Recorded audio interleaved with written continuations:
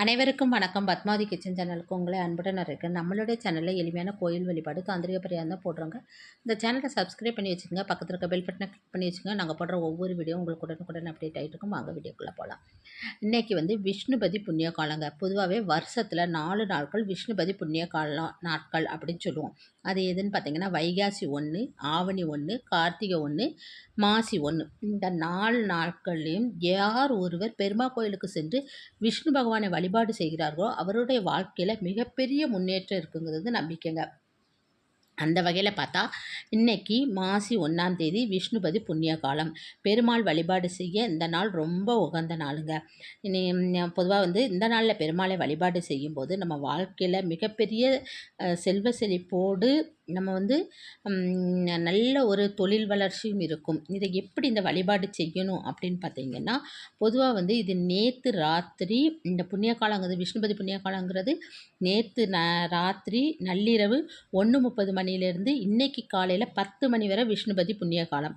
நமக்கு பொதுவாக அந்த நேரம் சொல்கிறாங்க. அந்த நேரத்தில் பொதுவாக ராத்திரிலாம் எந்த கோயிலும் திறந்திருக்காது.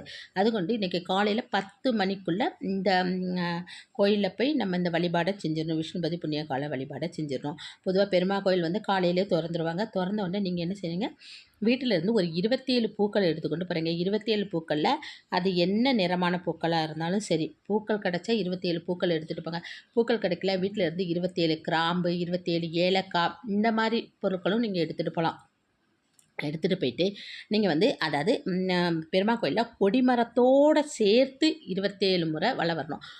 ஒவ்வொரு முறை வலம் வரும்போதும் நீங்கள் ஒவ்வொரு பூவோ ஒரு ஏலக்காவோ ஒரு கிராம்போ என்ன வச்சுருக்கீங்களோ கையில் அதை அந்த கொடிமரத்தில் வச்சு அப்படி சுற்றி வலம் வரணும். அப்படி சுற்றி வலம் வரும்போது நீங்கள் உங்களுக்கு என்ன வேண்டுதல் வைக்கிங்களோ, அதாவது இப்போ தொழிலில் நல்ல வளர்ச்சி வேணும், சொந்த வீடு வேணும் அப்படின்னு நிறைய வேண்டுதல் இருக்கும். நிறைய பேருக்கு என்ன வேண்டுதல் வைக்குமோ அது கண்டிஷனாக நிறைவேறும். இந்த 27ன்னு சொல்கிறது எதுக்காக நம்ம பொருளை எடுத்துகிட்டு போக சொல்கிறோன்னா, அதாவது நம்ம எண்ணிக்கை அப்படி சுற்றி வரும்போது சிலப்போ நமக்கே மறந்து போயிடும். அந்த மறக்காமல் இருக்க தான் அந்த 27 ஒவ்வொரு சுற்று வரும்போதும் அந்த கொடிமரத்துக்கிட்ட நம்ம கொண்டு போன பூ ஒவ்வொன்றா வைக்கும்போது கரெக்டாக 27 சுற்றி இருக்கும் அப்படின்னு நமக்கு தெரியறதுக்காக தான் நான் அந்த எண்ணிக்கையை சொன்னது.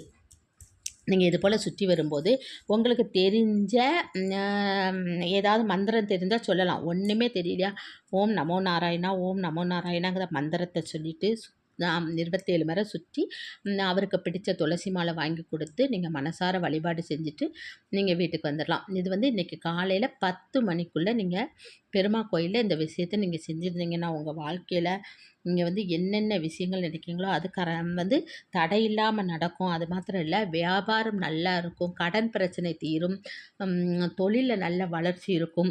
நம்ம வாழ்க்கையில் நம்ம ஜாதகம் எந்த ரீதியாக இருந்தாலும் நம்ம கண்டிஷனாக இந்த மாதிரி விஷ்ணுபதி புண்ணிய காலத்தில் பெருமாளை வழிபாடு செய்யும்போது நமக்கு வாழ்க்கையில் செல்வ செழிப்புங்கிறது அதிகரிக்கும், தொழில் நல்ல வளர்ச்சி ஏற்படும், சொந்த வீடு வேணுங்கிறவங்களுக்கு சொந்த வீடு அமையும். நம்ம என்னென்ன ஆசைகள் வைக்கமோ அந்த ஆசைகள் கண்டிஷனாக நிறைவேறும். இது நீங்கள் தவறாமல் இந்த வழிபாடு செஞ்சு பெருமாளுடைய அனுகிரகம் உங்களுக்கு கிடைக்கட்டும்னு நானும் பெருமாளிடம் வேண்டிக் கொள்கிறேன். இந்த வீடியோ பிடிச்சிருந்தால் லைக் பண்ணுங்கள், ஷேர் பண்ணுங்கள், சப்ஸ்கிரைப் பண்ணுங்கள். இன்னொரு பதிவில் உங்களை சந்திக்கிறேன். நன்றி, வணக்கம்.